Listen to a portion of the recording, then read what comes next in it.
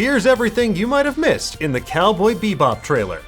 After months and months of waiting for Netflix to give us the proverbial bell peppers and beef that is a Cowboy Bebop trailer, well, they finally gave us the beef. Space cowboys all over the solar system were treated to our best look yet at the vibrant, frenetic adaptation of the fan-favorite anime series. Starring John Cho as Spike Spiegel, Mustafa Shakir as Jet Black, and Danielle Pineda as Faye Valentine, the series looks like it's going to adapt some iconic storylines while putting its own fresh spin on this beloved source material. While we'll have to wait for whatever happens to happen on November 19th, we're going to break down this trailer scene by scene to uncover clues about the plot, Easter eggs, and other hidden details that you might have missed. Now, if you're the kind of person who's worried about potential spoilers, then it might be time to blow this scene. So why don't you get everybody and the stuff together, because for the rest of us, it's 3, 2, 1, let's jam. Let's jam. I said... Now, the trailer opens with Spike Spiegel standing in a docking bay on what appears to be New Tijuana. Behind him, we see his trusty racecraft turned space fighter, the Swordfish 2. And there's also a really troubling sign for Cup Sushi in the background, so... Guys, I don't know, don't microwave fish, don't be that person. Anyway, as confirmed by an exterior shot, New Tijuana is still a colony in an asteroid belt, and it's where the first episode of the series, Asteroid Blues, takes place. The sign reads, "A friendly little city with a heart as big as Tharsis," which is a plateau on Mars home to some massive volcanoes like Olympus Mons. Now, given that we see Faye on New Tijuana later in the trailer, this place could play a much bigger role in the series than it did in the original anime. Moving on, we hear jazzy saxophone music in the background, possibly being played by Gren, a bartender at Resterhouse, a Martian jazz club that featured prominently in the two-part Jupiter Jazz arc in the anime. As we'll learn, it has connections to Spike, the love of his life Julia, and the criminal syndicate at the heart of this story, the Red Dragon. Spike is speaking with Tamara Tooney's character Anna, who's playing a reimagined version of Anastasia, a convenience store owner that we first met in Ballad of Fallen Angels. An old pal of Spike, Julia, and Spike syndicate mentor Mao Yenrai, Anna is now the owner of Resterhouse and interrogating her old pal, but what brought him back from the dead. In the anime, this is because Spike Spiegel faked his death several years prior to escape his life in the syndicate. Spike explains that he took a bounty alongside his new partner Jet Black, who we see in what I'm fairly certain is a flashback. There's a car parked in what appears to be Callisto or Europa, both moons of Jupiter, which we can clearly see in the background. And side note, originally Resterhouse was on Callisto in the anime, but it's seemingly been moved to Mars in this series. Now, Jet appears in a trench coat and a hat, what might be the getup he wore when he was an investigator for the Intersolar System Police, or the ISSP. As many of you know, Jet has a cybernetic arm, but that wasn't always the case. He wound up losing his original meat arm during an incident involving his partner and a gunman for another crime syndicate on Europa, but more on that in just a little bit. And speaking of crime syndicates, Anna asks Spike a leading question. Does Jet know what you used to be? Well, before he was a bounty hunter alongside this ex-cop, Spike was a card-carrying member of the Red Dragon crime syndicate. And this is really hammered home by a series of flashbacks involving Spike's past. We see a reflection of Spike in a puddle, followed by a gunshot. Looking wistfully at a framed photo of Julia on the wall of Resterhouse, Spike explains the syndicate tried to murder him and he's going by Spike Spiegel these days. Now, as far as I can recall, Spike Spiegel always went by Spike Spiegel in the anime, so my headcanon, this is a new life for Hikaru Sulu after leaving the Enterprise.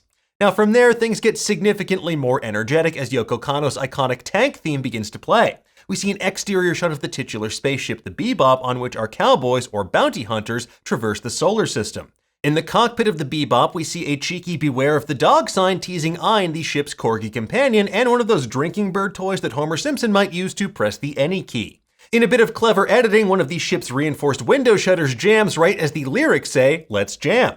Next, we see the Bebop about to fly through an astral gate, the hyperspace toll booths that make faster-than-light travel across the solar system possible in this world. This planet or moon in the background is a mystery, but maybe it's Europa? Who knows? Next, we see the Bebop landing in the harbor of a city, possibly on New Tijuana. And this is followed by a scene of the ISS police station on Europa, as evidenced by the President of Europa portrait on the wall. Now, the man in the foreground kind of looks like Bob, one of Jet's old colleagues from the ISSP, who continues to give his old friend leads on relevant bounties. Now, Bob is involved in several episodes of the anime that the show is adapting, like Gateway Shuffle, Pierrot Le Fou, and The Real Folk Blues, so it seems a likely bet that we'll see him in the show as well. Especially because we know there's going to be this overarching story involving the Red Dragon Syndicate and the drug known as Red Eye. However, as mentioned previously, we could also see a flashback to the events of Black Dog Serenade, the episode about that aforementioned incident with Jet's partner and the European Syndicate gunman named Uday Taksim, who seemingly appears later in this trailer and in the opening title of the series as well. We see a quick shot of Jet's new gun as well, a Chiappa Rhino 60DS, which is a change from his James Bond-inspired Walther P99 in the anime. But don't worry, because based on the intro, it looks like Spike Spiegel still has his trusty Jericho. Now, this is followed by Vicious taking a katana out of someone's body, followed by a brooding close-up. For those who don't know, Vicious is Spike's old friend and romantic rival from the Red Dragon Syndicate, and he becomes the main villain of the series in his attempt to take over said syndicate. After that, we see Jet and Spike having a chat inside a cargo bay, which is interrupted by the Teddy Bomber. Better known as Ted Bauer, the Teddy Bomber is an anti-capitalist Martian terrorist who used explosive teddy bears in his attacks. First appearing in episode 22, Cowboy Funk, this character is loosely inspired by the real-life Unabomber Ted Kaczynski and clearly will prove a thorn in our hero's sides. After that, we see Spike back on New Tijuana having a heart-to-heart with Katarina Solensan, a drug runner and the wife of Asimov. Now, their story is central to Asteroid Blues, the very first episode of the anime. She and her husband are syndicate operatives modeled after Antonio Banderas and Salma Hayek's characters in Desperado. I mean, Katarina, it's right there. Now, the transposition to a Russian-inflected spelling is intentional because Asimov is also an homage to Russian-American sci-fi author Isaac Asimov. Now, behind Spike, you can spot what appears to be some of the funniest recurring characters in the entire series, the three old men. Now, they keep popping up wherever Spike and company travel throughout the solar system, despite the fact that neither group ever acknowledges they've met the other one before. When Katarina tells Spike that he's speaking like someone who's never been in love, we get some appropriately gauzy blue flashbacks to Spike and Julia making out, which is true to the anime's color palette, but it's kind of like the Chino filter on the OC, but just for Spike's tortured past. As the beeping from the Teddy Bomber's explosive reaches a fever pitch in the background, we rifle through some very quick but important shots. We see a trio of people in mysterious masks, and these are the Van, the Council of Elders who ran the Red Dragon Syndicate until Vicious took matters into his own hands. And as teased by additional photos that Netflix released on Tuesday, we may well see that disagreement unfold in real time during this show. Now, during Vicious's coup attempt, the Van also sent hitmen after Spike and Julia, given their proximity and closeness to Vicious, so maybe that could be the murder attempt that Spike is referring to earlier in the trailer. Next, we see what looks like a Scratch cult compound from episode 23, Brain Scratch, and that's a dark episode involving this mysterious cult leader named Dr. Lons, who communicates with his followers through television broadcasts. And look, this may or may not involve uploading one's consciousness to the cloud through something called a brain dream device, which we do see Spike wearing later in the trailer, but considering how thoroughly this episode's story was teased in the opening credits, it's safe to say it's definitely going to play a role in season 1.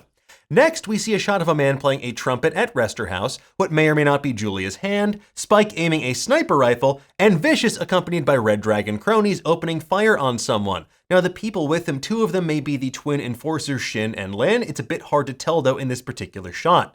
After that, we see someone holding a bullet, a close-up of a woman's face, and finally a rose falling into a puddle on the ground. As anime viewers can tell you, the series is full of repeated rose imagery, and this particular shot plays a major role in both the Ballad of Fallen Angels, which we know season 1 will adapt, and the series finale, the two-part The Real Folk Blues. I'll leave it at that for now, but just know it plays an important and meaningful role in the deadly love triangle between Spike, Vicious, and Julia.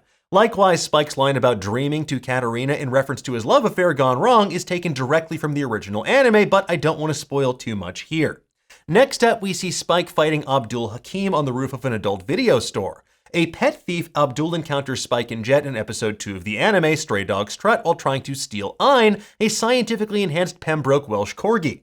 Now, one thing leads to another, and while the Bebop crew doesn't get paid for that particular mission, they do decide to keep Ein and take him along for their adventures.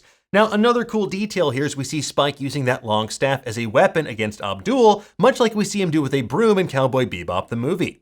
Moving on, we see Faye walking into what appears to be the Bebop holding a rifle, followed by another shot of her covered in blood in a red dress, striking up a partnership with a very reluctant Spike and Jet.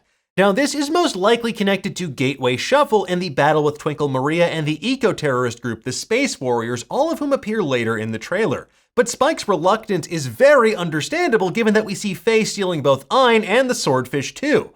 Less understandable, though, are the ads for Dr. People brand soda in the background. I'm very concerned about what people eat and drink in this universe because it doesn't seem good. Next up, we see a brief shot of someone dancing in a black leather ensemble, which may either be Gren or maybe even Julia performing at Resterhouse. After that, we see a bunch of Red Dragon goons, Spike connecting to a Brain Dream device, what appears to be Red Dragon ships or ISSP ships opening fire in space, a weird Photoshop filter for some reason laid over Red Dragon goons, Spike fighting Teddy Bomber, and Faye geeking out over a gun. Then we get another look at the absolutely terrifying Mad Piero standing on top of the merry-go-round at Earthland, and that is a version of the theme park Spaceland, which appeared in the Piero LeFou episode from which this doofus hails. So basically, this creepy clown man was subjected to mysterious experiments that were seemingly inspired by the CIA's real-life MK-Ultra experiments, which in turn gave him superhuman abilities. Basically, this is Cowboy Bebop's homage to everything from the films of Jean-Luc Godard, Commedia dell'arte, and The Killing Joke, coupled with its recurrent focus on people who are unjustly and unethically experimented on by scientists. But unlike Ein, Piero proves to be a far deadlier foe. And later in the trailer, we see another shot from that Piero LeFou arc with Mad Piero graffiti on the wall and this all-out brawl taking place at the C'est La Vie pool hall, which was teased in the first look photos for the series. After that, we see a quick series of shots, including what appears to be Uday, the man involved in Jet losing his arm, licking a knife. We also see Spike practicing martial arts with the training dummy, also teased by those first look photos. After that, Faye pulls out a kunai-esque knife, then attacks Spike on what appears to be New Tijuana, and this is followed by Jet giving a team-building speech on the Bebop while tending to his beloved bonsai plants. I mean, this dude just loves those little trees. Now that pool hall fight transitions to an iconic scene from the anime. Spike and Vicious' much-teased showdown at the cathedral from Ballad of Fallen Angels, including the shot of Spike holding his gun on Vicious, while Vicious has his sword drawn on Spike. And yes, don't worry, Spike will definitely be going through that stained glass window while his entire life flashes before his eyes. Moving on, we see Spike fighting with a mysterious man holding a silenced gun in a fancy bathroom, and given that we see the Space Warriors interrupting a performance of the Magic Flute later in the trailer, maybe this could take place at the same event. Interspersed with this, though, we see a ship flying in space followed by what appears to be another flashback to Jet's time as a cop on Europa. And we also see the leader of the Space Warriors, Twinkle Maria, asking our heroes if they're good guys or bad guys. Presumably, she wants to figure out if they're going to interfere with her plans. She and the Space Warriors are going to unleash a deadly virus on Ganymede to protest the harvesting of the Ganymede sea rat population. Now, the Ganymede sea rat is what the Space Warriors have modeled their imposing masks after.